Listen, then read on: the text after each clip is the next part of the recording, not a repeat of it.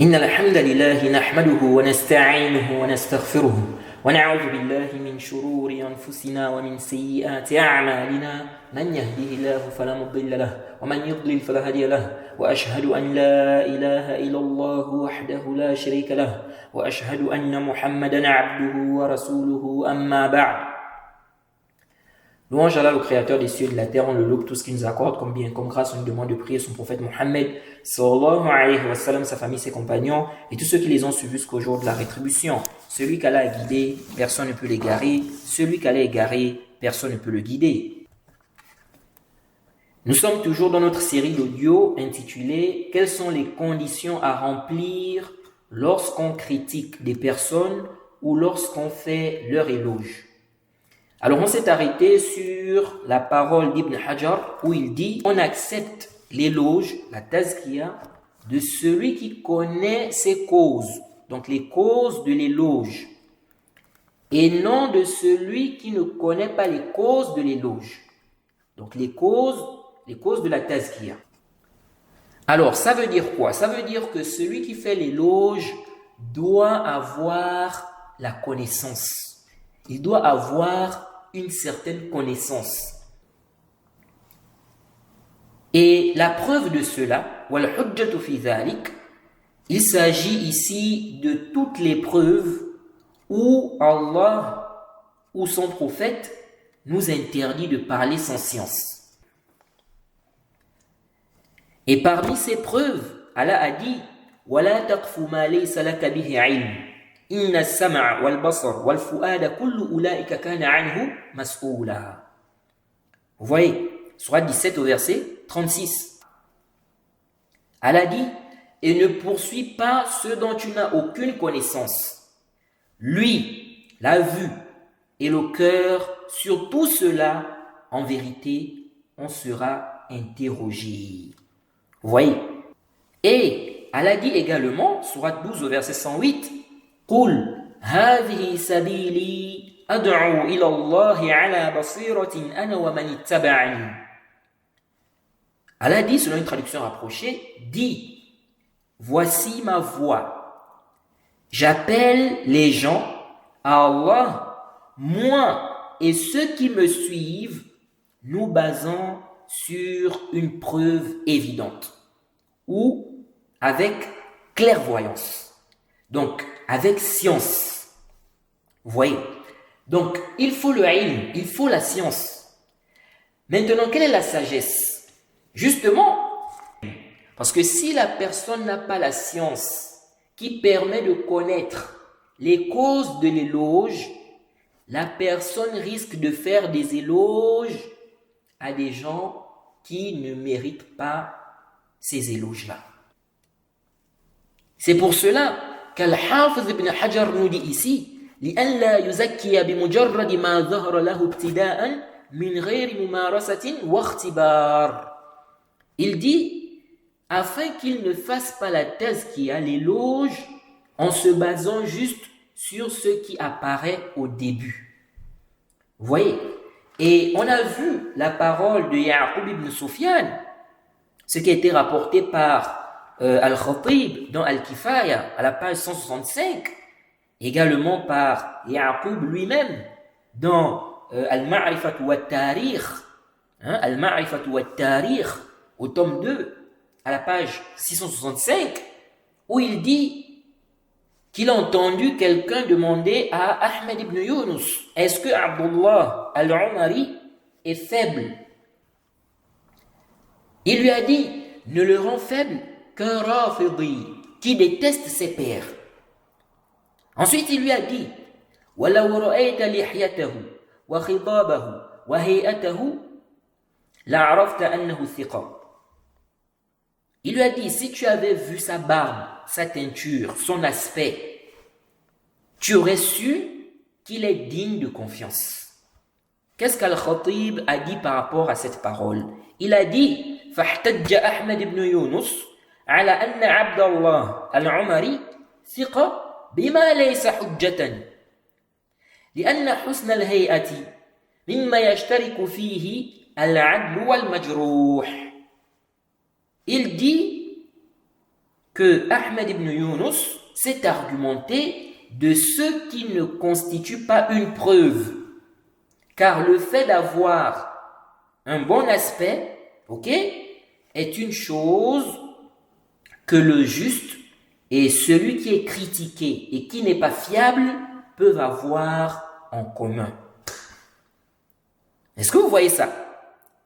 C'est comme lorsque Ibn Abbas est allé débattre avec les Khawarij. Qu'est-ce qu'il a dit?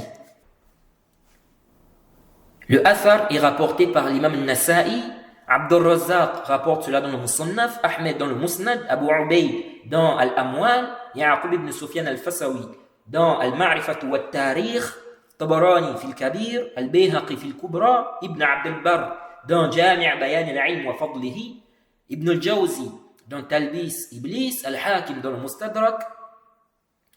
Et ça c'est la version d'Al-Hakim. Lorsque Ibn Abbas est allé débattre avec les Khawarij, qu'est-ce qu'il a dit? Il a dit Lam ara qawman. Écoutez bien, il a dit Lam ara qawman qat ashadda ijtihadan minhum. Lam ara qawman qat ashadda ijtihadan minhum. Musahhamatun wujuhuhum min as-sahar. Ibn Abbas dit, je n'ai jamais vu des gens faire plus d'efforts qu'eux. Leur visage avait changé à cause des prières prolongées dans la nuit. À cause d'une nuit passée sans dormir. Et leurs pommes étaient calleuses, comme les genoux des chameaux. Vous voyez ça?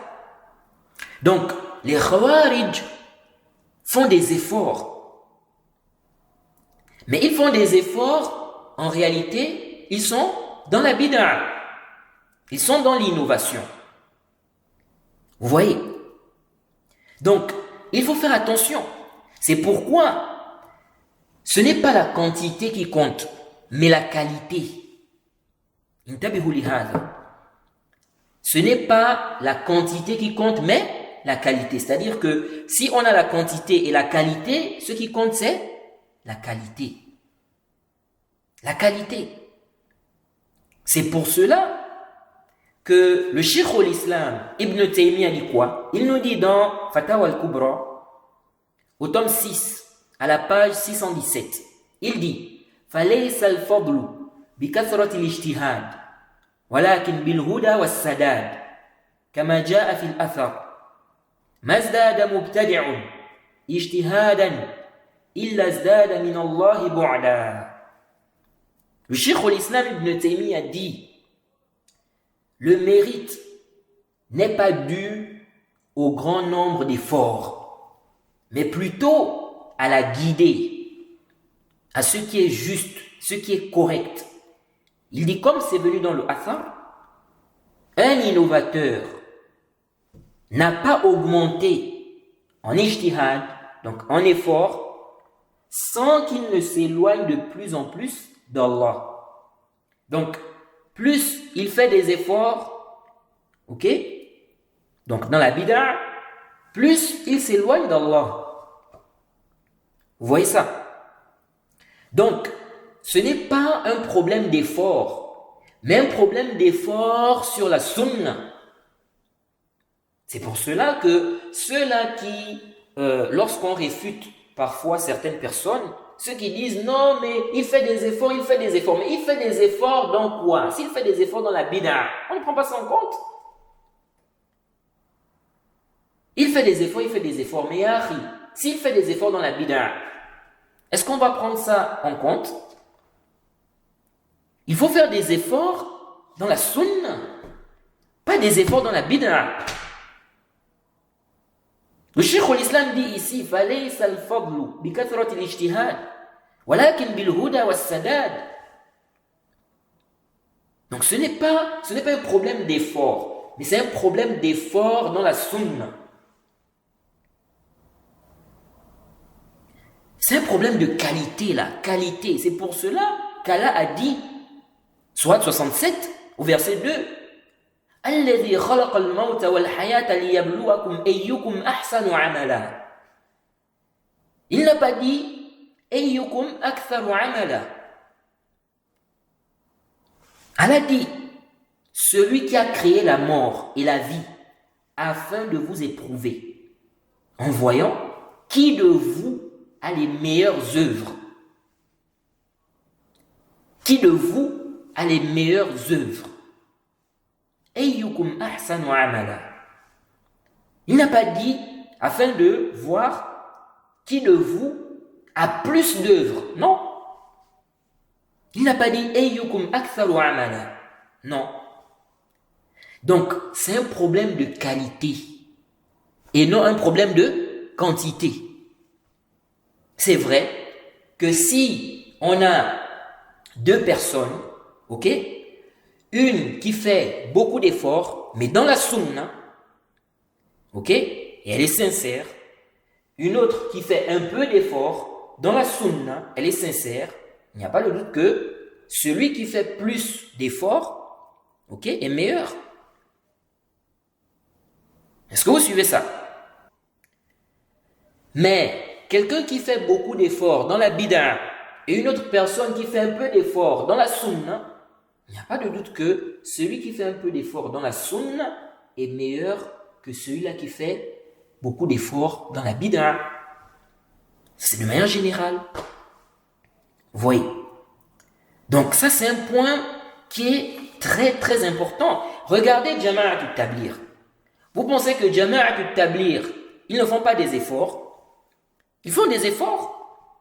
Ils font des efforts, mais ils font des efforts dans la bid'a. C'est ça le problème.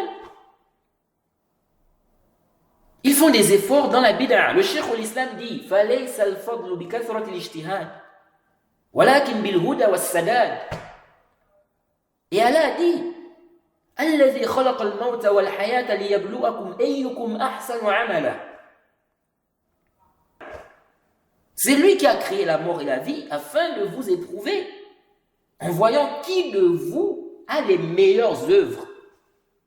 أَيُّكُمْ أَحْسَنُ عَمَلًا. Donc c'est ça le problème. Donc vous allez trouver des khawarij qui font des efforts, mais ils font des efforts dans la bid'a.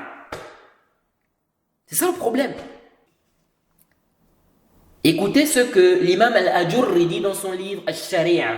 Il dit, au tome 1 à la page 136 de son livre là, il dit فَلَا يَنْبَغِي لِمَنْ رَأَى اجْتِهَادَ خَارِجِيٍّ قد خرج على إمام عدلا كان الإمام أو جائرا فخرج وجمع جماعة وسل سيفه واستحل قتال المسلمين فلا ينبغي له أن يغتر بقراءته للقرآن ولا بطول قيامه في الصلاة ولا بدوام صيامه ولا بحسن ألفاظه في العلم إذا كان مذهبه مذهب الخوارج إذا كان مذهبه مذهب الخوارج. L'imam al-Ajurri dit, il ne convient pas à celui-là qui voit l'effort d'un khariji qui est sorti contre un imam, qu'il soit juste ou pervers. Donc, que l'imam là soit juste ou pervers. Il a regroupé un groupe de personnes. Et il a fait sortir son épée. Il a rendu licite le combat envers les musulmans. Il dit, il ne convient pas qu'il soit trompé par sa lecture du Coran, ses longues prières, ni par sa constance dans le jeûne. Donc le fait qu'il jeûne toujours, ni par la beauté de ses expressions dans la science, donc son langage, son éloquence. Il dit, il ne doit pas être trompé par ces choses-là si sa voix est la voix des khawarij. Est-ce que vous voyez ça? Et vous allez trouver des khawarij qui sont éloquents. Vous allez les voir là avec des barbes, le vêtement ne dépasse pas les chevilles, Vous les voyez là, ils sont toujours là à la mosquée. Hein? Mais c'est quelqu'un qui est sur la bid'a. Il a une croyance innovée. Le takfir des musulmans pour des choses qui ne font pas sortir de l'islam. Mais lui, il considère ça comme étant des choses qui vont sortir de l'islam. C'est ça le problème. Donc il est sur la bid'a. Donc ne sois pas trompé par, n'est-ce pas, son accoutrement ou même son éloquence. Parce que les Khawarij, ils arrivent parfois à tromper les gens, n'est-ce pas? Par quoi? En prenant les gens par les sentiments. Ils vont parler, tu vas te dire que vraiment ils ont une jalousie pour la sunna. Ils vont dire non, bida, shirk, kufr, bida, shirk, kufr. Vous défendez le shirk, vous défendez la bida. Est-ce que vous suivez ça? Donc quelqu'un qui n'a pas de ilm, il voit ça, hein, cette fougue-là. Il voit ça, il va dire, mais, vraiment ceux-là, hein, ils sont attachés à la sunna, hein? Non, il est dans la bida. Vous allez voir, ils vont être là en train de parler tawhid, tawhid. Vous ne voyez pas les Khawarij sur Internet, comment ils parlent? Mais vous allez dire que vraiment, voilà des gens qui défendent le tawhid. Ils vont te parler tawhid, tawhid, tawhid, tawhid. Mais ils sont en train de faire le takfir des gens dans le désordre. Sous prétexte que quoi? Ils défendent le tawhid. Donc, le musulman ne doit pas du tout être trompé par ça. C'est pourquoi notre religion n'est pas basée sur les sentiments. Il ne faut pas te laisser avoir par ça. Il peut crier la tawhid, shirk, bid'a, tawhid, shirk, bid'a, tawhid, shirk, bid'a, tawhid, shirk, bid'a. Reste tranquille. Tant que tu sais qu'il est sur le faux là, ne te fatigue même pas. Ne te fatigue pas. Vous voyez? C'est comme lorsqu'on parle aujourd'hui de la question de l'excuse pour cause d'ignorance là. Ceux qui ont exagéré dans cette question-là. Quand ils vont parler là, si tu ne fais pas attention, tu vas dire que, oh vraiment ils défendent le tawhid, ils défendent le tawhid. Non, ils sont dans le faux. Ça ne trompe pas le musulman salafi qui est clairvoyant dans sa religion. Ce genre de choses-là. Mais vous pensez que les Khawarij, autant des compagnons là, ils appelaient à quoi? Lorsqu'ils ont fait le takfir, qui selon eux, lorsqu'ils ont fait le takfir de celui qui selon eux ne juge pas avec la loi d'Allah, vous pensez qu'ils appelaient à quoi? Ils ne parlaient pas de tawhid, ils ne parlaient pas du jugement d'Allah, qu'il faut juger avec la loi d'Allah. Ils ne disaient pas cela. Donc, il faut faire attention. Il faut faire attention. Donc le cheikh ici nous dit de ne pas, n'est-ce pas, on ne doit pas en fait être trompé par ces choses-là qu'il a mentionnées ici là. Moi je connais un étudiant, si tu le vois en apparence et que tu ne connais pas les causes de l'éloge, tu peux dire que voilà quelqu'un qui est sur le manhaj. Vous voyez? Mais moi, je le connais. Donc quand je le vois, quand je vois la façon dont il est habillé, je me dis voilà quelqu'un qui se fait passer pour quelqu'un de pieux, vraiment, qui est sur le manhaj, etc. Vous voyez? Alors qu'en réalité, c'est quelqu'un vraiment qui a des problèmes. C'est vrai que souvent le pervers n'aime pas s'habiller comme le pieux. Ou bien les pervers n'aiment pas s'habiller comme les pieux. Parce qu'un pieux, il a une façon de s'habiller quand même. Est-ce que vous suivez? Donc c'est vrai que les pervers n'aiment pas s'habiller comme les pieux. Mais, vous voyez, parce que le pervers est attiré par la perversité. Le pieux aussi ne s'habille pas comme un pervers. De manière générale. Mais attention, tu peux trouver un pervers qui se fait passer pour un pieux. Est-ce que vous voyez? Un innovateur qui se fait passer pour un salafi, un sunni. Un pervers qui préfère s'habiller comme un pieux. Ou simplement qui respecte les règles de l'islam dans l'habillement. Vous voyez, la barbe. Cependant, il ne respecte pas les règles de l'islam dans certains interdits. Dans certains interdits qui font de lui un pervers. Ou il ne respecte pas certains principes, certains fondements qui font de lui un innovateur. Ou une personne dont on doit se méfier. Vous voyez?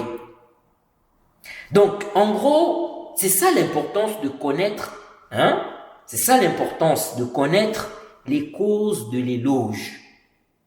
N'affirme pas que quelqu'un est sur la sunna juste à cause de son accoutrement, la façon dont il est habillé, ou bien parce qu'il est éloquent, ou parce qu'il te dit sunna, sunna, sunna, bid'a, bid'a, bid'a, délaissez les bid'a, suivez la sunna, tawhid. Vous voyez, en Côte d'Ivoire là, ceux qui parlent de usul thalatha, non. Si sa femme met le hijab, lui-même, il ne laisse pas traîner son vêtement au sol, ça ne dépasse pas les chevilles, il laisse pousser sa barbe, voilà, bon, on parle de usul thalatha, et d'autres, voilà, vont confirmer que celui-là est sunni. Il met la main droite sur la main gauche, dans la prière, voilà, yakfi. Non, il faut vraiment connaître le manhaj de la personne, sa croyance. Vous voyez? Vous allez voir quelqu'un, aujourd'hui sa femme est en hijab. Lui-même, il laisse pousser sa barbe. Le vêtement ne dépasse pas les chevilles. Mais s'il est questionné sur les fondements de la sunna, la salafiyya, il a embrouillé. D'autres même, ils ne connaissent rien. Quelqu'un enseigne des livres des gens de la sunna. On dit directement, il est sur la sunna. Non. Il faut que le contenu soit connu. Car il y a plein de gens qui prennent des livres des gens de la sunna pour enseigner, mais dans l'enseignement, ils mettent leur poison. Ils déforment les propos des savants. Ils ajoutent, ils mettent leur fondement là-dedans. Ce qu'ils ont inventé comme fondement. Voyez. Donc, on doit vraiment être vigilant. C'est comme Adil Al-Hamdani. Il a fait le tahqiq de beaucoup de livres des gens de la sunna. Mais il profite à mettre son poison dans ces tahqiqat-là. Donc, c'est bien d'enseigner les livres des gens de la sunna. Mais on doit savoir aussi ce que tu dis dans tes enseignements-là, dans tes explications-là. Si tous ceux qui enseignent les livres des gens de la sunna étaient forcément des gens de la sunna, peut-être on pouvait se baser sur cela. Mais ce n'est pas le cas.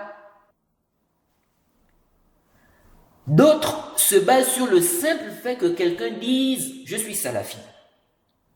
Non. Combien sont ceux qui prétendent être salafis alors qu'ils ne le sont pas? Il ne suffit pas de prétendre être salafi. Il faut que cela se voie à travers tes actes, tes paroles, pour qu'on affirme de ta salafiyya. Car la salafiyya n'est pas une simple prétention. La salafiyya est un suivi spécifique, une méthodologie. C'est ce suivi spécifique, cette méthodologie qui font de toi un salafi. Et non la simple revendication. Certaines personnes font des tazkiyat sur Internet. Elles ne sont pas aptes à les faire, car elles ignorent les causes des tazkiyat. Elles te disent un tel est salafi, alors qu'elles ne connaissent pas vraiment ce qui permet de dire que quelqu'un est salafi. Et pour connaître si quelqu'un est salafi, mais il faut déjà apprendre. Il faut connaître les fondements des gens de la sunna, la croyance des gens de la sunna, le manhaj des gens de la sunna. Il faut étudier des livres comme Usul al-Thalatha, Qawa'id al-Arba'a, Al-Aqidat al-Wasitiyya, Al-Aqidat al-Tahawiyya, Aqidat al-Salaf wa Ashab al-Hadith de l'imam al-Sabuni, Usul al-Sunna de l'imam Ahmed, Sharh al-Sunna de l'imam al-Barbahari, Sharh al-Sunna de l'imam al-Muzani, l'élève de l'imam al-Shafi'i, Al-Sunna d'Ibn Abi Asim, Al-Radd ala al-Jahmiyya de l'imam Ahmed, Al-Iman d'Abi Ubayd et bien d'autres. Il faut étudier ces livres-là. Vous voyez, c'est pour cela que certains frères peuvent me trouver de bizarre. Vous m'excusez, mais c'est la religion. C'est ce que j'ai appris. Parfois, certains awam me parlent de tel ou tel prêcheur qui se trouve dans leur pays, en me disant « c'est un salafi ». Et moi, je ne prends pas cela en compte. La raison est évidente pour celui qui a compris ce qu'on est en train d'expliquer là. Quel est ton niveau dans la connaissance du manhaj salafi pour donner ce jugement-là? Qu'est-ce qui ne me fait pas dire que tu t'es juste basé sur l'accoutrement, la barbe et le fait que la personne se dise salafi? Que sa femme porte le hijab? Ou qu'est-ce qui ne me fait pas dire que tu t'es juste basé sur le fait que la personne enseigne 2 ou 3 livres des savants reconnus de la sunna? Parce que si tu n'as pas vraiment des bases dans la salafiyya, des bases nécessaires pour juger quelqu'un de sunni ou salafi, parce que c'est la même chose, sunni ou salafi, si tu n'as pas réellement des bases nécessaires pour juger quelqu'un de sunni ou salafi, tu peux croire qu'une chose fait partie du manhaj salafi, alors que non. Et tu vas te baser sur cela pour juger, n'est-ce pas, la personne de salafi ou de sunni. Tu peux facilement te faire tromper par celui qui te dit qu'il est salafi, alors qu'il enseigne des fondements contraires à la salafiyya. Vous voyez, il y a des gens même qui font des tazkiyat, car ils voient que beaucoup de awam, donc le commun des musulmans, beaucoup de awam suivent quelqu'un. Alors qu'on sait que beaucoup d'égarés ont énormément de suiveurs. Quelqu'un va te dire, dans notre village, beaucoup de gens l'aiment. Et il est influencé par cela. Du coup, il le suit. Il le suit aussi et il fait sa tazkiya. Il confirme qu'il est salafi. Non. Tout d'abord, il faut savoir qu'effectivement, le fait d'être connu pour être juste, pour être sur le manhaj, cela est plus fort que l'éloge clair ou l'éloge d'un savant ou d'un homme de science, comme les gens de science le disent. Al-Khatib al-Baghdadi dit dans Al-Kifaya, à la page 147, il dit Bab fil muhaddith al-mashhur bil-adalati wal-thiqati wal-amanati la yahtaju ila tazkiyati al-mu'addil. Il dit chapitre, le muhaddith qui est connu pour être juste, digne de confiance, honnête, il n'a pas besoin de tazkiya de celui qui va lui faire la tazkiya. il n'a pas besoin de tazkiya, il n'a pas besoin d'éloge. Est-ce que vous suivez ça? Pourquoi les gens de science disent cela? Car, quelle est la finalité de la tazkiya? C'est pour dévoiler l'honnêteté de la personne, sa fiabilité dans la science, le manhaj, la croyance. C'est pour connaître, n'est-ce pas, son manhaj, son honnêteté, sa science. Est-ce que vous suivez? Et donc, si cela est déjà connu,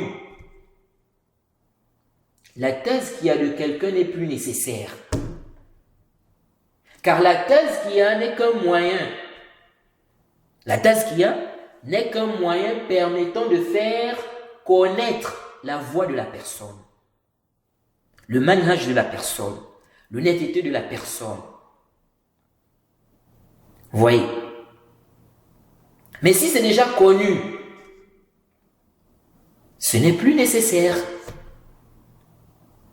Mais ça ne veut pas dire que c'est interdit, non. Mais ce n'est plus nécessaire. Ce n'est plus nécessaire.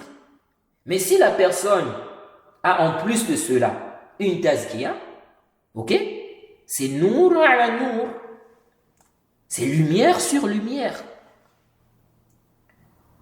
Imaginons, tu as un bon niveau. Tu connais le manhaj. Tu as du ilm, tu as de la science. Ok?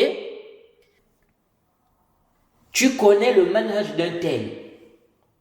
Tu sais qu'il est sur le manhaj salafi. Tu sais qu'il est sur la sunna. Tu le sais. Tu as des preuves claires que celui-là est sur le manhaj. Il est sur la sunna. Tu n'as pas de doute là-dessus. Ok? Est-ce que ici, là, c'est encore nécessaire que tu cherches une tazkiya d'un homme de science, n'est-ce pas, pour ce dernier? Ce n'est plus nécessaire. Parce que le but de la tazkiya, c'est quoi? Tu cherches la tazkiya pourquoi? C'est-à-dire, quelqu'un, tu as besoin de savoir s'il a une tazkiya. Pourquoi tu veux savoir s'il a une tazkiya? N'est-ce pas parce que tu cherches à savoir si c'est quelqu'un de fiable? Si c'est quelqu'un, n'est-ce pas, qui est sur le manhaj salafi? Si c'est quelqu'un auprès de qui on peut étudier? Si c'est ça ton but, et que tu as déjà connaissance que c'est quelqu'un de fiable, car tu as un bon niveau qui te permet de savoir que celui-là est sur le manhaj salafi, ce n'est plus nécessaire que tu cherches une tazkiya. De dire encore, il n'a pas une tazkiya. Où est la tazkiya? Non. Parce que tu cherches cette tazkiya-là, pourquoi? C'est pour connaître son manhaj, n'est-ce pas? Mais si tu connais déjà son manhaj, tu cherches ça encore pourquoi? Non, la personne peut, n'est-ce pas, demander. On ne dit pas que c'est interdit de demander. Est-ce qu'un tel a une tazkiya? Non, c'est pas, on ne parle pas de ça. On parle ici de la nécessité. De dire par exemple que moi, par exemple, je ne peux rien prendre de cette personne parce que la personne n'a pas une tazkiya. Alors que tu connais très bien la voix de la personne, le manhaj de la personne. Tu connais ça très bien, tu ne doutes pas. Est-ce que vous suivez ça? Donc, il ne faut pas faire de la tazkiya. En fait, il y a deux extrêmes. On a des gens qui ont exagéré dans les questions des tazkiyat. Et on a d'autres qui ont exagéré, sont allés dans l'autre extrême. Là-bas, ils sont devenus vraiment laxistes. Donc, il faut faire la part des choses. Il faut faire la part des choses. La tazkiya est un moyen. Ce n'est pas le but. Ce n'est pas le but. C'est pour cela que même si tu as une tazkiya, si on se rend compte que ton manhaj, ce n'est pas un bon manhaj, la tazkiya, on ne va pas prendre ça en compte. On ne va pas prendre ça en compte. Même si c'est la tazkiya d'un grand savant, même si c'est la tazkiya du plus grand savant de notre époque, on ne va pas prendre ça en compte. Parce qu'on a des dalils, des preuves claires que tu n'es pas sur un bon manhaj. Donc la tazkiya est un moyen. Ce n'est pas le but. Et lorsqu'on a une tazkiya, ça ne veut pas dire qu'on ne peut plus s'égarer. qu'on est préservé. Non. Est-ce que vous suivez ça? Il faut bien comprendre les choses. Ensuite, Al-Khatib a dit ceci. ومثال ذلك أن مالك بن أنس وسفيان الثوري وسفيان بن عيينة وشعبة بن الحجاج وأبا عمرو الأوزاعي والليث بن سعد وحماد بن زيد وعبد الله بن المبارك ويحيى بن سعيد القطان وعبد الرحمن بن مهدي ووقيع بن الجراح ويزيد بن هارون وعفان بن مسلم وأحمد بن حنبل وعلي بن المديني ويحيى بن معين ومن جرى مجراهم في نباهة الذكر واستقامة الأمر والاشتهار بالصدق والبصيرة والفهم لا يسأل عن عدالتهم وإنما يسأل عن عدالة من كان في عداد المجهولين أو أشكل أمره على الطالبين. Est-ce que vous comprenez ça? Donc Al-Khatib ici dit, par exemple, il dit, par exemple, donc parmi ceux-là qui n'ont plus besoin de tazkiya, il dit, par exemple, Malik ibn Anas, Sufyan al-Thawri, Sufyan ibn Uyayna, Shu'ba,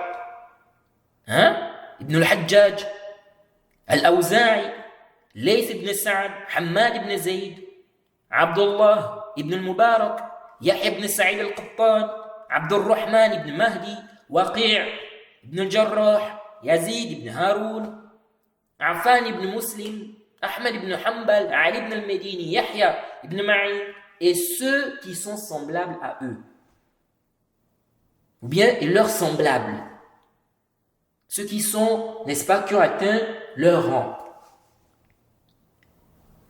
Dans la bonne mention, la droiture, le fait qu'ils sont connus pour être, n'est-ce pas, véridiques et clairvoyants, avec une bonne compréhension.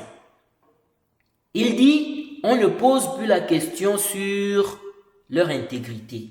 Est-ce que ce sont des gens justes? Est-ce que ce sont des gens fiables? Est-ce qu'on peut prendre la science d'eux?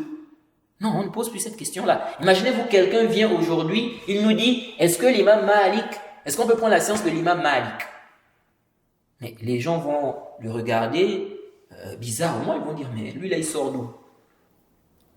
Il se peut même que les gens ne lui répondent même pas. Parce que c'est ça, c'est une question à poser, ça. Est-ce que vous suivez ça? Bien évidemment, quelqu'un qui n'a jamais entendu parler de l'imam Malik, on peut comprendre. Hein? Mais même les nouveaux convertis aujourd'hui, quand quelqu'un rentre dans l'islam, juste quelques temps après, il entend parler de l'imam Malik, l'imam Ahmed, les 4 imams. Ils sont connus. Vous voyez? Ils sont connus. Donc, imaginez-vous quelqu'un, il est musulman depuis des années. Il vient poser la question, est-ce qu'on peut prendre la science de l'imam Malik? Est-ce que vous voyez ça? Donc, il dit, ce genre de personnes-là, on ne pose plus la question sur leur intégrité. Est-ce que ce sont des gens justes? Prenons le cas des contemporains. Quelqu'un vient aujourd'hui, il nous dit, est-ce qu'on peut prendre la science du Cheikh Bin Baz? Est-ce qu'on peut prendre la science du Cheikh Al-Albani? Est-ce que vous voyez un peu ça? Donc, c'est un peu ça. Donc, il dit ici que ceux-là qui sont connus pour être véridiques, pour être justes, pour avoir, n'est-ce pas, ils sont connus pour être des gens qui ont de la clairvoyance, une bonne compréhension. C'est ça aussi. Parce qu'il y a des gens comme ça, ils sont là dans la communauté, mais vraiment, ils ne comprennent rien. Ils ont des mauvaises compréhensions. Donc, il dit, on ne pose pas la question concernant ces gens-là, ok, ces gens qu'il a cités là. Il dit, on pose la question, il dit, on pose la question concernant, n'est-ce pas, concernant la adala de la personne. Est-ce que la personne est fiable, elle est juste, intègre, etc. Il dit, on pose la question au sujet de celui qui fait partie des inconnus. ou celui dont sa situation pose problème à ceux qui veulent, ou bien ceux qui viennent poser la question. Est-ce que vous suivez ça? Donc, on pose la question concernant la adala de la personne, on pose la question au sujet de celui qui est inconnu. Donc, on ne le connaît pas. Moi, par exemple, si je ne connais pas quelqu'un, je pose la question à ceux qui ont, n'est-ce pas, du ilm, qui connaissent le manhaj. Je pose la question concernant cette personne. Est-ce que c'est quelqu'un de fiable? Est-ce que c'est quelqu'un qui est sur le manhaj? Parce que la personne est inconnue chez moi. Et puis, il faut faire attention. Quelqu'un peut être inconnu chez toi, mais il n'est pas inconnu chez d'autres personnes.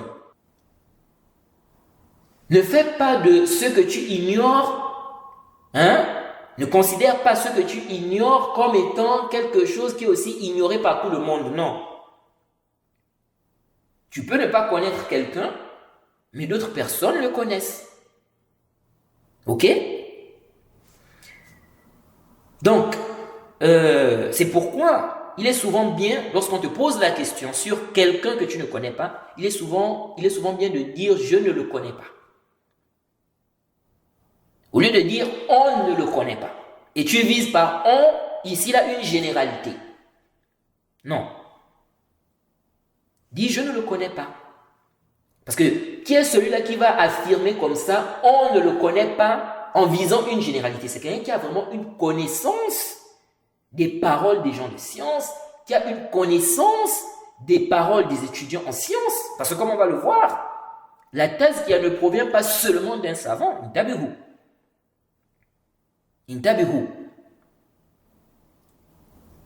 La thèse qui ne provient pas seulement d'un savant. C'est ce qui est sahih, sans aucun doute. Pourquoi? Parce que restreindre la thèse qu'il y a au savant, ça veut dire quoi? Ça veut dire que ne peut connaître le manhaj, ok? Ne peut connaître le manhaj de quelqu'un, son niveau, qu'un savant. Et ça, ce n'est pas sahih. Donc, restreindre la thèse qu'il y a au savant, c'est dire implicitement que personne ne peut attester du manhaj de quelqu'un, de son niveau de ilm, s'il n'est pas savant. Et ça, ce n'est pas en conformité avec le haqq. Parce que ça classe tous ceux qui ne sont pas des savants en réalité comme étant des ignorants du manhaj. Donc des gens qui ne peuvent pas témoigner qu'un tel est sur le manhaj salafi. Donc il n'y a que les savants dans ce monde entier qui peuvent témoigner que quelqu'un est sur le manhaj salafi. En dehors des savants, personne d'autre. Et ça, c'est très dangereux. Donc, ça c'est un point qui est très important que je voulais rappeler. Et pourquoi des savants disent que le fait d'être connu pour être sur le manhaj salafi, pour être sur une bonne voie, pour être juste, pourquoi c'est plus fort que la thèse qu'il y a de quelqu'un? Donc la thèse qu'il y a provenant d'une personne ou deux. Car l'apparition de l'honnêteté de la personne, ok, son manhaj, l'apparition de son manhaj dans les âmes des gens, sa propagande, le fait que cela soit connu dans les âmes, ok, les gens voient clairement cela est plus fort dans les âmes des gens que l'éloge d'une ou deux personnes, ou plus. Car il se peut que ces derniers fassent l'éloge à la personne à cause d'un intérêt, ou pour obtenir quelque chose de la personne, dont les gens ne sont pas au courant. Vous voyez, il se peut que ces derniers fassent l'éloge à la personne à cause d'un intérêt ou pour obtenir quelque chose de la personne dont les gens ne sont pas au courant. Ou parce que la personne est leur amie, elle est proche d'eux. Or, lorsque les gens qui ont la science voient clairement le manhaj de la personne, ils ont des preuves claires, ils n'ont aucune relation particulière avec la personne, il n'y a pas de doute que ceci est plus fort dans les âmes que l'éloge de quelqu'un. Vous voyez? C'est pour cela que les étudiants aussi doivent comprendre ce point-là. On ne fait pas les éloges que de celui avec qui tu as une relation particulière. Non. Ou seulement tes amis. Non. Celui dont tu as pris connaissance de son manhaj, sa science. S'il y a un besoin, tu fais son éloge afin que les gens tirent profit de sa science, du bien qu'il a à apporter à la Ummah. Et tu auras aussi des récompenses pour cela. Car tu as été une cause que certaines personnes, parmi ceux qui font partie de ton auditoire ou autres, profitent de cette personne. Vous voyez? Maintenant, il faut savoir qu'on ne se base pas sur la tazkiya des awam ignorants en ce qui concerne certaines choses. En ce qui concerne certaines choses. Oui, il y a des choses en commun entre les awam, les savants, les étudiants en sciences. C'est-à-dire des choses sur lesquelles ils sont tous pareils. Leurs tazkiyat, dans ça, sont toutes prises en considération. Leurs éloges sont tous pris en considération. Et il y a des choses qui ne sont connues que par des gens de science, des savants, des étudiants en sciences, ou des gens d'un domaine précis.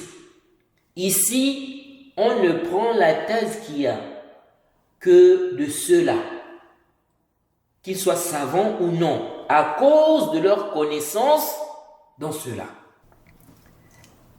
C'est pour cela qu'Al-Khatib al-Baghdadi, rahimahullah, lorsqu'il a parlé du muhaddith, il a dit ceci dans Al-Kifaya, à la page 92. Tout d'abord, il a mis un chapitre qui s'intitule ذكر ما يعرفه عامة الناس من صفات المحدث الجائز الحديث وما ينفرد بمعرفته أهل العلم. Il dit, chapitre, la mention de ce qui est connu par le commun des gens en ce qui concerne les caractéristiques du muhaddith dont il est permis de prendre le hadith et ce qui n'est connu que par les gens de science. Vous voyez? Puis il a cité des récits. Ensuite, il a dit quoi? Écoutez très bien. Il dit قلت ما يعرف به صفة المحدث العادي الذي يلزم قبول خبره على ضربين. Il dit, je dis, ce qui permet de connaître les caractéristiques du muhaddith qui est juste, dont on accepte impérativement son information, se divise en deux catégories. Il dit فضرب منه يشترك في معرفته الخاصة والعامة. Il dit on a une catégorie, ok? Le commun des gens et les gens de science sont associés dans cela. Donc, le commun des gens, les gens de science connaissent cela. Il dit وهو الصحة في بيعه وشرائه وأمانته ورد الودائع وإقامة الفرائض وتجنب المآثم فهذا وَنَحْوُهُ يَشْتَرِكُ النَّاسُ فِي عِلْمِهِ. Il dit, la première catégorie, ce sont des choses qui sont connues par les gens de science, ok, et le commun des gens. Il dit, il s'agit de la fiabilité dans sa vente, ok, donc dans la vente de la personne, la fiabilité dans sa vente, la validité de sa vente, de ses achats, son honnêteté, le fait qu'elle rende le dépôt, donc la personne, le fait qu'elle accomplisse les obligations, le fait qu'elle s'écarte des péchés. Il dit ça et ce qui est semblable, ok? Les gens de science et le commun des gens connaissent cela. Donc, ça c'est visible, c'est connu des gens, qu'on soit savant, étudiant en sciences ou qu'on fasse partie des awam. C'est connu. Quelqu'un qui prie, on voit, qui vient à la mosquée, il prie, tout le monde voit ça. Est-ce que vous suivez? La personne accomplit ses obligations, ça se voit. La personne rend, n'est-ce pas, le dépôt. Vous voyez, la personne est honnête. Ce sont des choses qui sont connues, qu'on soit savant ou non. C'est pourquoi ici, là, on prend la thèse qui a même du ami. Vous. Ici, on prend la thèse qui a du ami. Est-ce que vous suivez ça? Ça, c'est connu. On n'a pas besoin d'avoir, je sais pas moi, un degré de science pour connaître que celui-là, c'est un menteur, n'est-ce pas? Celui-là est honnête, celui-là vole, celui-là, on ne le voit pas prier, il ne prie pas. Donc, ça, c'est visible, on peut connaître cela. Même si on n'a pas un grand degré de science. Ensuite, Al-Khatib al-Baghdadi dit, on a une autre catégorie. Il dit, وَهُوَ الْعِلْمُ بِمَا يَجِبُ كَوْنُهُ عَلَيْهِ مِنَ الضَّبْطِ وَالتَّيَقُّظِ وَالْمَعْرِفَةِ بِأَدَاءِ الْحَدِيثِ وَشَرَائِطِهِ وَالتَّحَرُّزِ مِنْ أَنْ يُدْخَلَ عَلَيْهِ مَا لَمْ يَسْمَعْهُ وَوُجُوهِ التَّحَرُّزِ في الرواية ونحو ذلك مما لا يعرفه إلا أهل العلم بهذا الشأن مما لا يعرفه إلا أهل العلم بهذا الشأن. Il dit ici, ensuite, on a une autre catégorie. Il s'agit de la science, de ce sur quoi il doit être. Donc, le muhaddith. La science de ce sur quoi il doit être, qui est, n'est-ce pas, la bonne capacité de mémorisation, être éveillé, et non distrait, connaître la transmission du hadith, ses conditions, le fait qu'il fasse attention à ce qu'on ne fasse pas entrer dans ces hadiths ce qu'il n'a pas du tout entendu. Ce qu'il n'a pas du tout entendu. Les différentes précautions dans le rapportage. Ok? Le fait qu'ils prennent, n'est-ce pas, les différentes précautions dans le rapportage. Et ce qui est semblable parmi les choses qui ne sont connues que par les gens de science de ce domaine. Parmi les choses qui ne sont connues que par les gens de science de ce domaine. Donc, il y a des choses, tout le monde, n'est-ce pas, peut connaître cela. Il y a des choses qui sont connues par des gens du domaine. Vous voyez? Donc, en ce qui concerne le muhaddith, je vous donne un exemple. C'est un exemple. Le muhaddith, ok? Un ami, par exemple, il peut voir que tel est honnête. Ce muhaddith-là, il est honnête. Il accomplit, n'est-ce pas, ses prières, il accomplit les obligations, il rend, n'est-ce pas, le dépôt, il s'écarte des péchés. Il peut voir ça, il peut témoigner de cela. On peut prendre ça en considération, son témoignage-là. Si c'est quelqu'un de fiable, lui-même à la base. Maintenant, affirmer que celui-là, c'est un muhaddith, donc en ce qui concerne le ilm, le hadith, etc., là, il faut qu'il ait connaissance de la science du hadith. Il faut qu'il ait des connaissances dans le ilm, le hadith. Des connaissances qui vont lui permettre de dire ça. Est-ce que vous suivez? S'il se base sur la parole de quelqu'un d'autre, ça c'est autre chose. Par exemple, il se base sur la parole d'un savant qui a témoigné, qui a dit que ça c'est un muhaddith. Il n'y a pas d'ishkal. Mais de lui-même, c'est-à-dire il n'a pas connaissance de ces choses-là. Ce que le cheikh a cité ici, par exemple. Comment il va affirmer que celui-là, c'est quelqu'un de fiable dans le ilm al-hadith, par exemple? Est-ce que vous suivez ça? Donc c'est juste un exemple. Donc ici, Al-Khatib est en train de parler du muhaddith. Mais on voit clairement que c'est quelque chose de clair, même dans le ilm. Même dans le ilm de manière générale. Il y a des attestations. Pour faire cela, il te faut un certain niveau. Donc il dit ici, فَلَا يَجُوزُ الرُّجُوعُ. Écoutez bien. Il dit, فَلَا يَجُوزُ الرُّجُوعُ فِيهِ إِلَى قَوْلِ الْعَامَّةِ. Il dit, il n'est pas permis de revenir aux paroles du commun des musulmans concernant cela. Concernant cela. Il dit, بل التعويل فيه على مذاهب النقاد للرجال فمن عدلوه وذكروا أنه يعتمد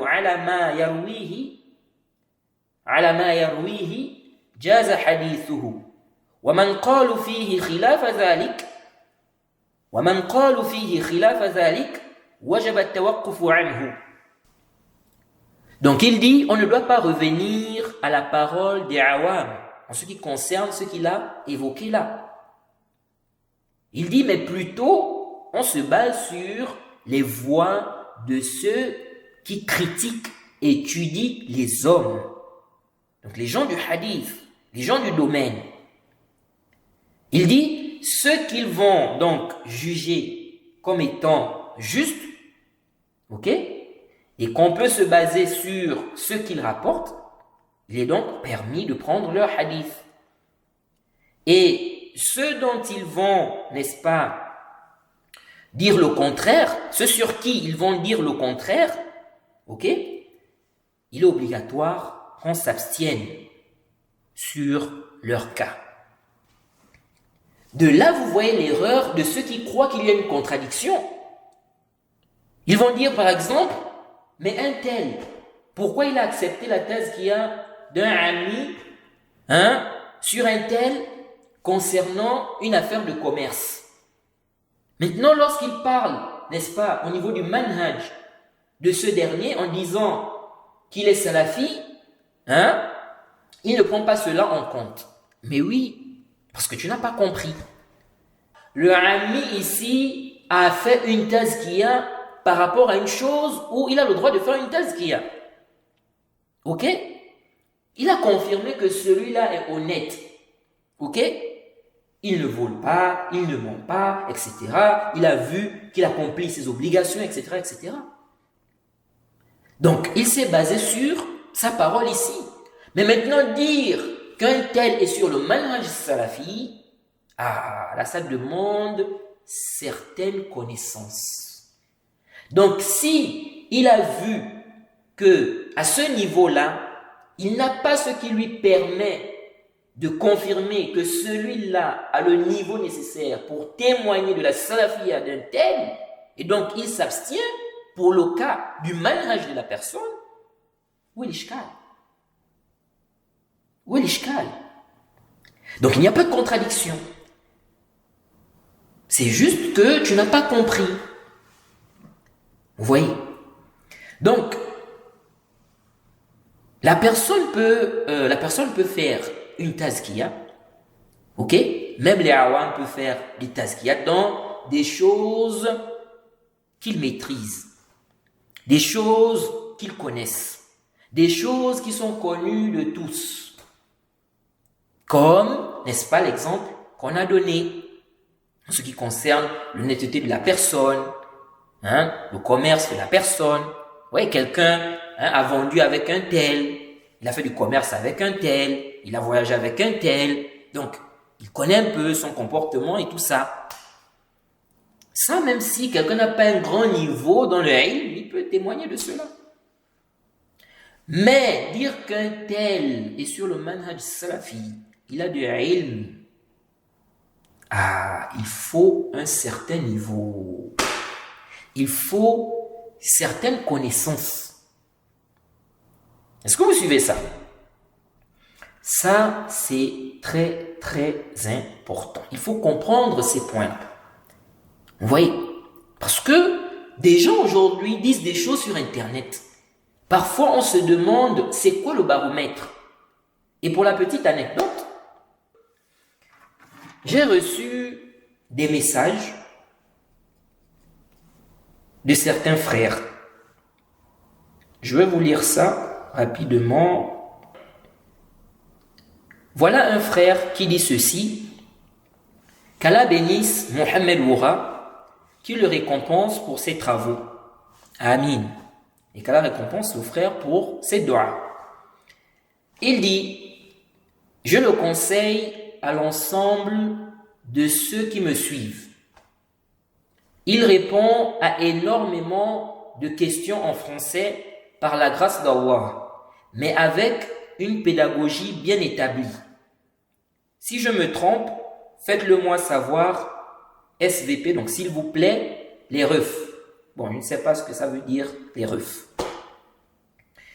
Alors, des gens ont commenté son post. Quelqu'un écrit en bas, il est trop fort. Allahumma barik. Un autre vient, il dit, le frère Mohamed Woura est sûrement le meilleur étudiant en sciences en termes de vulgarisation des connaissances qui nous permettent de nous prémunir face aux ambiguïtés. Néanmoins, sa méthode d'enseignement du fiqh n'est pas celle qu'enseignait le cheikh Al-Uthaymin, etc. Est-ce que vous suivez ça? Il continue, il dit, ainsi, il est parmi les plus efficients dans l'enseignement de la croyance et du manhaj, mais, wallahu a'lam, en termes d'enseignement de fiqh, je préfère des étudiants comme Abdurrahman Kolo ou Yahya, bon, je ne sais pas si c'est Al-Maghouli ou bien Al-Marouli, excusez-moi, je ne sais pas comment prononcer ça. Donc il dit, ainsi il est parmi les plus efficients dans l'enseignement de la croyance et du manhaj, mais, wallahu a'lam, en termes d'enseignement de fiqh, je préfère des étudiants comme Abdurrahman Kolo ou Yahya. Bon, je vais dire Yahya parce que, comme j'ai dit, je n'arrive pas à prononcer la suite du nom.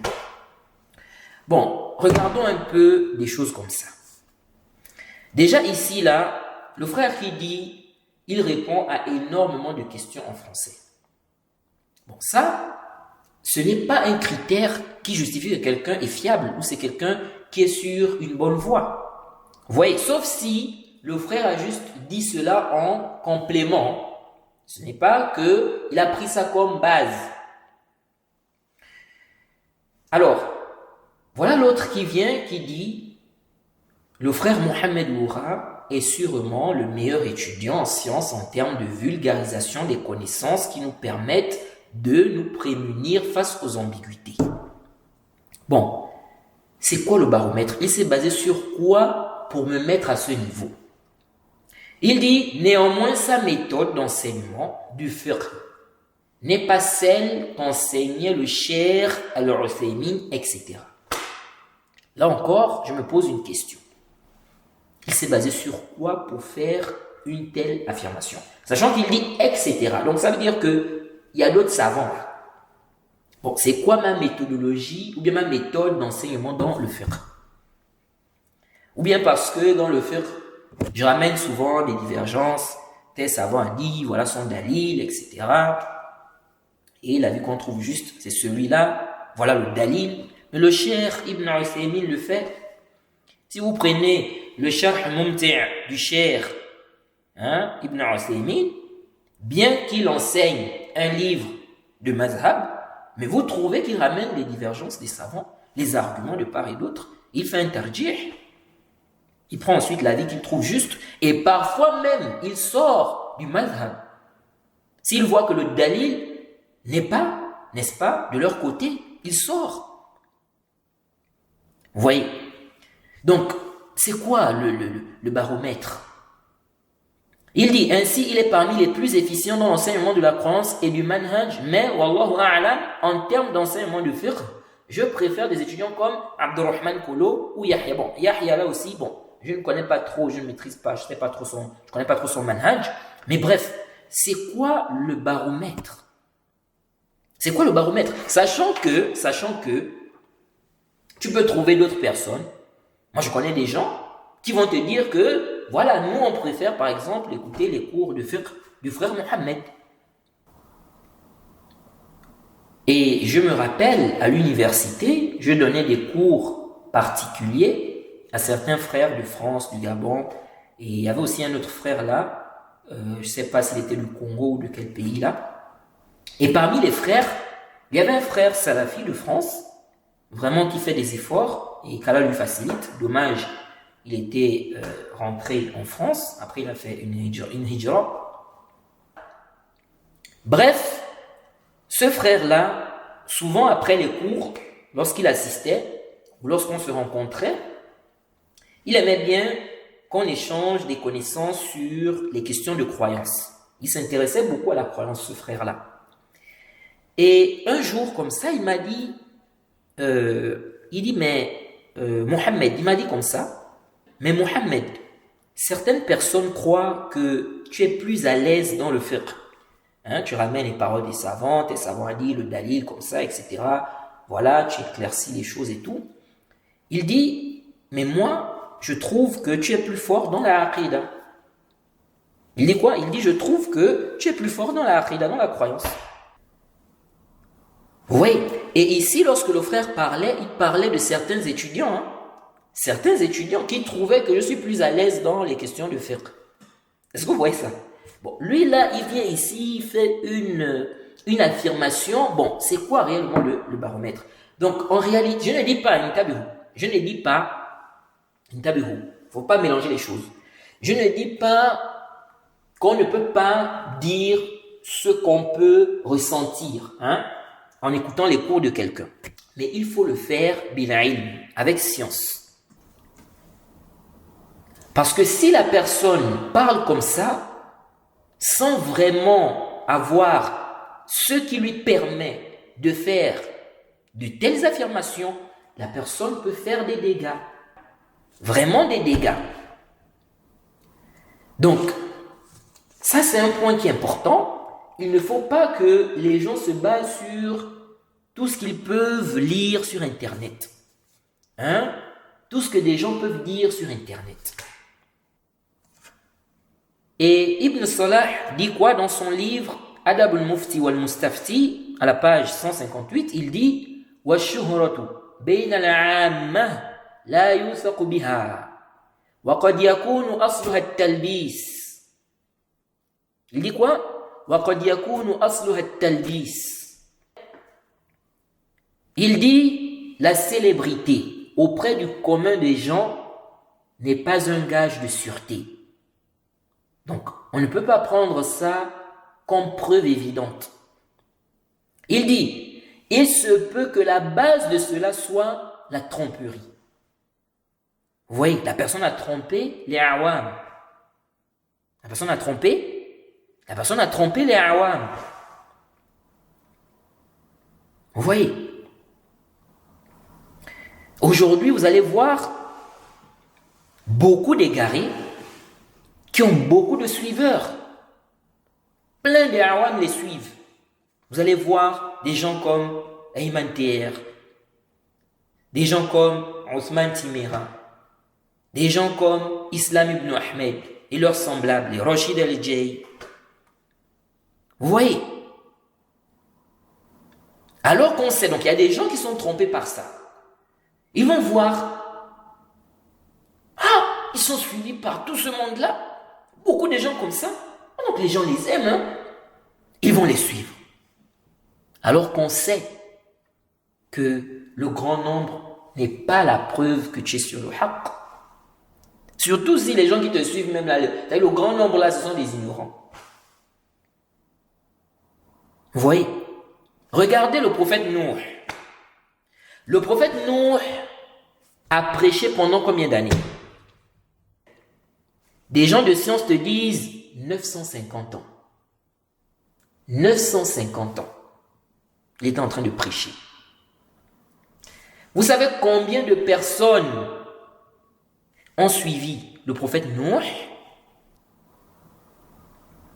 Allah a dit وَمَا آمَنَ مَعْهُ إِلَّا قَلِيلٌ. Allah dit, sourate 11, verset 40, or, ceux qui avaient cru avec lui étaient peu nombreux. Au point où les savants ont divergé. Ils étaient combien? Certains ont dit 8 personnes. D'autres ont dit 7. D'autres ont dit 80. Vous voyez? Mais al-Zahir, ce qui est apparent, Wallahu a'lam, elle est le plus savant, c'est l'avis de l'imam Tabari. C'est l'avis de l'imam Tabari. En réalité, on n'a pas un texte clair qui vient trancher. Donc on dit, ils étaient peu nombreux. Quant au nombre exact, Wallahu a'lam, elle est le plus savant. Vous voyez. Et Ibn Asakir dit quoi? Il dit dans son livre Tabiyyun Kadhib al-Muftari, à la page 331, il dit ceci, même si on n'est pas d'accord avec plusieurs points qu'il a mentionnés dans ce livre, mais en ce qui concerne cette question des awam, il a dit quelque chose de vrai. Il a dit une vérité. Il dit La ibrata bi kathrati al-awam wa la iltifata ila al-juhal al-khitam wa innama al-i'tibaru bi arbab al-ilm wa al-iqtida'u bi ashab al-basirati wal-fahm. Il dit le grand nombre du commun des gens, des gens ordinaires, n'est pas pris en considération. De même, on ne regarde pas les ignorants, les sombres ignorants. Plutôt, la considération est accordée aux gens de science, ceux qui ont de la science.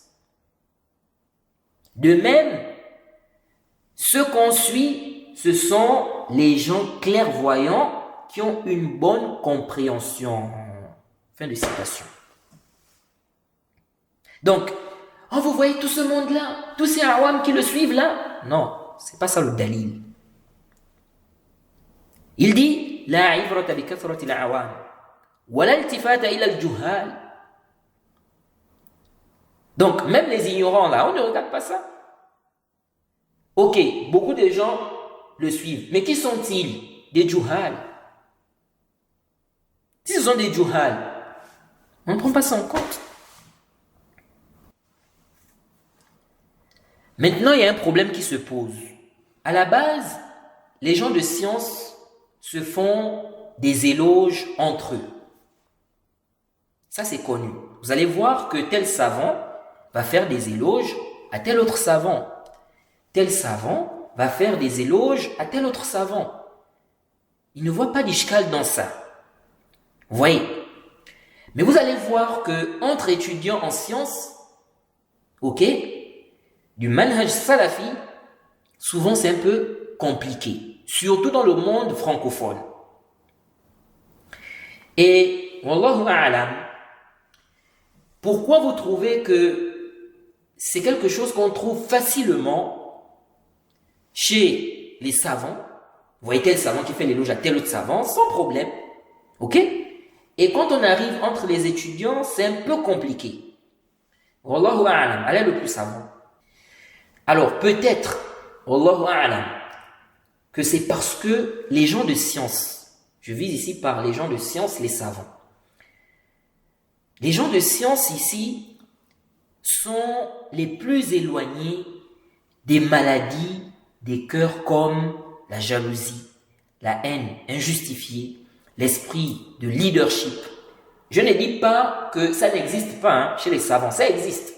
Des savants confirment que ça existe.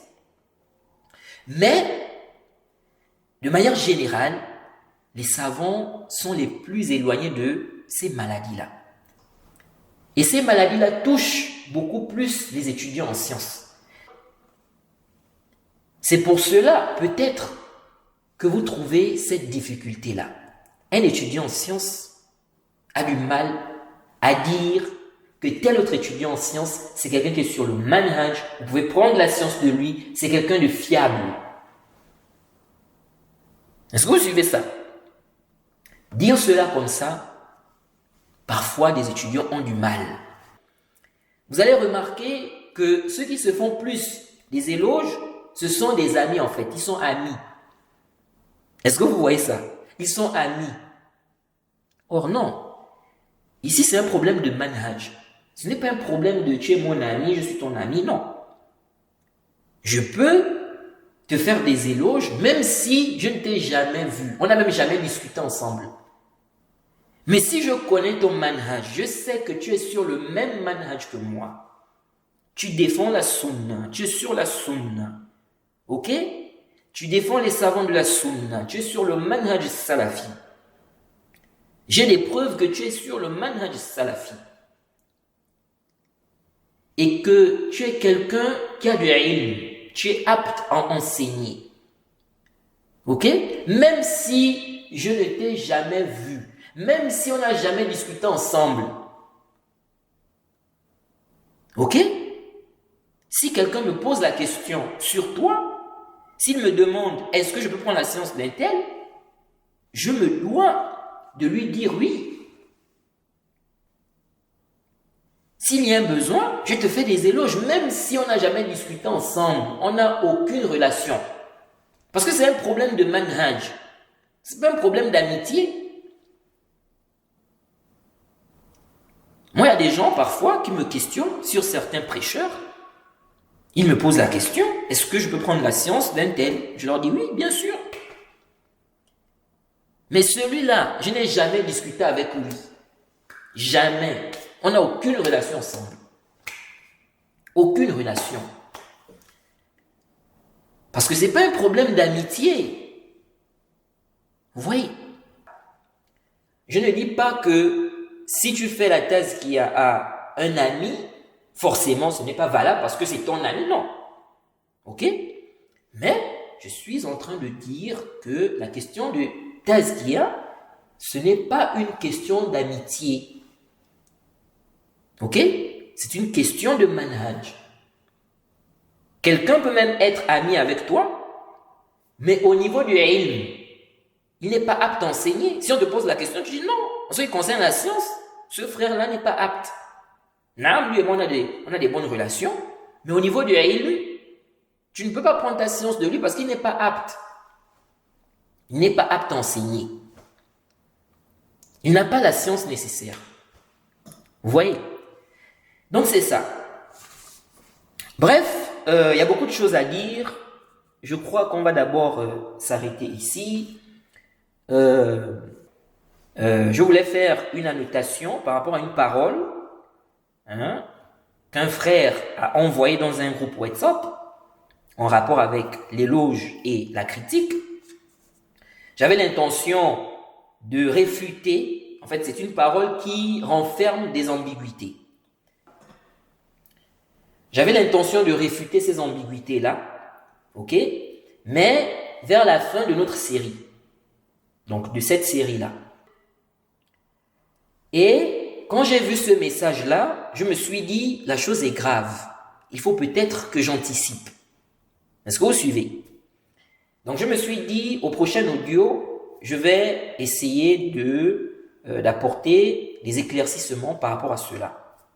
Mais là, je vois que si je commence à faire des annotations par rapport à cette parole-là, on risque vraiment, l'audio risque d'être très très long. Donc, on va d'abord s'arrêter ici et on va renvoyer donc ces éclaircissements-là par rapport à cet écrit-là, on va renvoyer ça à un autre cours.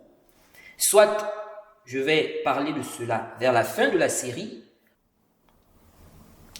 ou lorsqu'on va parler de la question de l'ijtihad dans l'éloge et la critique. Donc, on s'arrête d'abord ici. On demande qu'Allah nous facilite, qu'il nous accorde la compréhension de sa religion. Wa subhanaka Allahumma wa bihamdik wa ashhadu an la ilaha illa anta astaghfiruka wa atubu ilayk.